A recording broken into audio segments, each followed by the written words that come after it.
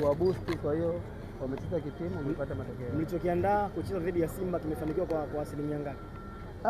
Tulichokiandaa kucheza na Simba tumefanikiwa kwenye 100%, tumefanikiwa 50%. Tumefungwa, tumefanya uzembe wa kijinga. Simba ametumia nafasi, tukakaa katika uwanja wa mazoezi tukajirekebisha. Kama timu, mchezo dhidi ya Yanga mlipoteza kwa idadi nyingi, lakini leo hii pia mmepoteza mchezo mwingine. Huwa mnaondoka na kitu gani katika uwanja mara baada ya kupoteza mchezo mfululizo namna hii?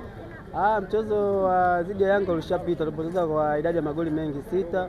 Of course leo tujipanga kwa ajili ya Simba, tumepunguza idadi ya magoli, na sababu ligi ni marathon, tutaendelea kupambana katika mechi